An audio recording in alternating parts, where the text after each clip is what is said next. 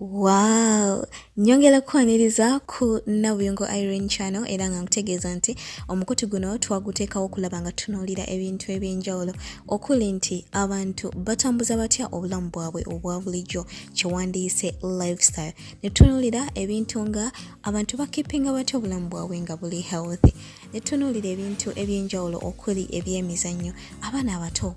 bakipinga batya okulaba nga balabika bulungi okuviira ddala mu buto bwabwe paka gye bakulira era nga bino bigeneddemu okulaba nga tukyusa obulamu bwaffe n'embeera zaffe eza bulijjo era nga tugenda kutambula globally nga nkutegeeza nti tekiriiko ki era nga tugenda kubeera nga buli lunaku tufuna ebintu eby'enjawulo bye twongera ku mukutu guno okusobola okulaba nga tukyusa obulamu bwo nze naawe. Awo nno weeyongera okubeera nga weekuumira ku mukutu guno era nga nkutegeeza nti teweerabira kusubscribinga nyiga akapeesa akamyufu katutunuulire Mulberry fruit oba kyewandiise mu lulimi lwaffe olw'ekinnansi oba ekivuunulwa nti enkenene, ekibala kye bayita enkenene. Kati nno ggwe ne munnange oba togendangako mu kyalo bingi by'osubwa, nze bino sisobola kubeera nga sibimanyi. Enkenene ze zimu ku ze twalyanga era nga bwe tugenda ne tugenda oba tugenze kulima oba tugenze kukyaba nku n'osanga enkenene muyinza okutuula ne mulya ne muwoomerwa enkenene. Awo nno gwe oba tozimanyi ogenda kuziyigira wano mu vidiyo eno gye tugenda okubeera nga tutunuulira olunaku olwaleero. Mulberry fruit osobola okubeera nga ogiyita erinnya ery'enjawulo oba enkenene zino ziyitibwa erinnya nga whiteberry,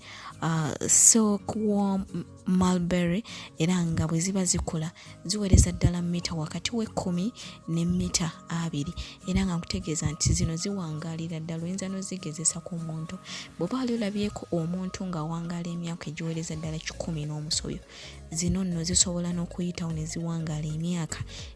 egiwerera ddala 2-5. Ekyo kyekisinga okwewuunyisa ku nkenene zino era nga zino nkutegeeza nti zaatandikira ddala eri mu bitundu ebya Asia, Northern America ne zigenda nga zisaasaanira ebitundu eby'enjawulo ne ku ssemazinga Africa tuzimanyidde ddala era ne mu ggwanga lyattu Uganda bw'oba wali ozirabyeko bangi bazitundira ddala ne mu butale gye tuwangaalira era nga bwe ziba zikuze zibeera ne langi ez'enjawulo bakiwandiise kala okuli black, okuli white, okuli red era nga tuzikoleramu ddala ebintu eby'enjawulo okuli wine, osobola okukolamu juice, osobola okukolamu amajaani, osobola okukolamu jaamu ono gwe tuteeka ku migaati oba n'ekintu ekirala ky'oyinza okumuliisa, osobola okukolamu canned food era nga osobola n'okukolamu snacks singa obeera ozidryinze bulungi n'owoomererwa ddala era ffe abazettanira bingi bye tuzifunamu. Enkenene zino zirina ebirungo eby'enjawulo era nga ziri watery ebitundu 48 ku buli 100 amazzi ago geetaaga mu bulamu obwo. Calories ziwereza ddala 6 era nga zino eziwereza ddala 140 grams era nga nkutegeeza nti zirina ne carbs eziwerera ddala 9.8% era nga fiber ziwereza ddala ebitundu 1.4 ku buli 100. Fats zirina 0.4% era nga protein ziwereza ddala ebitundu 1.4 grams era nga zo sugar ziwereza ddala ebitundu 8 n'akatundu kamu kegi era nga nkutegeeza nti zirina vitamin C, zirina vitamin K1, zirina vitamin A, E era zirina iron sako ne potassium. Nkutegeeza nti enkenene zino singa obeera oziridde ofunamu kigwa kyebuuza eyandibadde agamba lwendiro lwaki atuleetedde enkenene ofuniramu ddala kino nkikuzeemu. Osobola okubeera ng'okendeeza amasavu mu mubiri gwo nti amasavu tugamanyi nti gatukoseza ddala ekiyinza n'okubeera nga bwe gaba mangi gatambula ne gatuuka ku kibumba n'osobola okubeera ng'ofuna obulwadde nga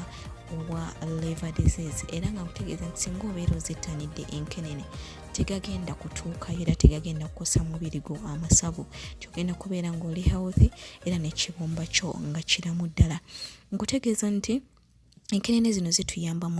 mu blood control era n'okuflowinga kwa blood era nga nkutegeeza nti abo abalwadde ba sukaali abalina type 2 bakubirizibwa okubeera nga bakozesa enkenene zino kubanga zirina ekyo ekirungo kiwandiise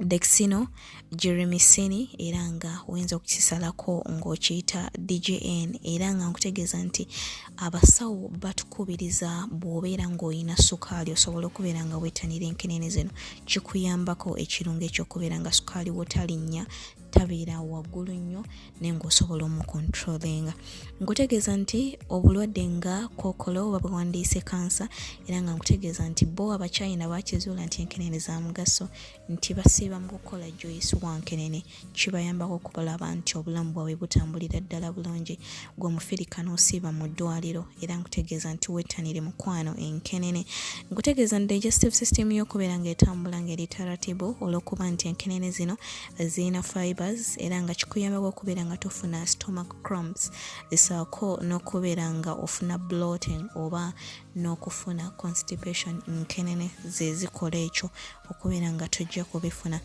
Enkenene zino zituyambako okubeera nga immunity system yaffe okubeera nga etambula bulungi, blood flow nakyogeddeko kubanga ziyina ekirungo kino ekiyitibwa polyphenols era saako ne iron ne vitamin C tibigenda kuyamba okulaba nga immunity yo etambulira ddala nga namuddala.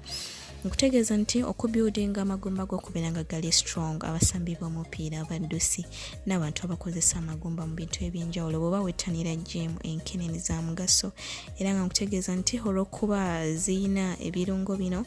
nga potassium, vitamin K, calcium saako ne iron ebyo bimanyiddwa nga ebirungo ebituyambako ku magumba okulaba nga gali healthy era nga nkutegeeza nti n'okubeera nga ofuna brain health olw'okuba nti calcium ono mungi ddala mu nkenene zino era nga kino kigenda kukuyambako okulaba nga tofuna bulwadde nga Alzheimer era nga kino kyekimu ku bulwadde oba bwewandiise okwerabiralabira nga kino kisinga kusangibwa mu bantu naddala nga bakuzeemu abalina emyaka nga 60 n'okweyongerayo.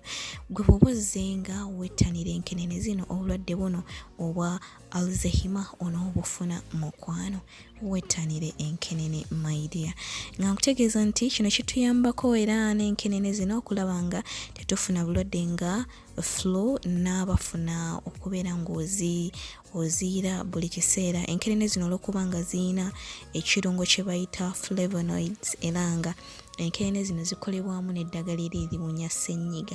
bulijjo abasawo lye batwettaniza okubeera nga tumira okuli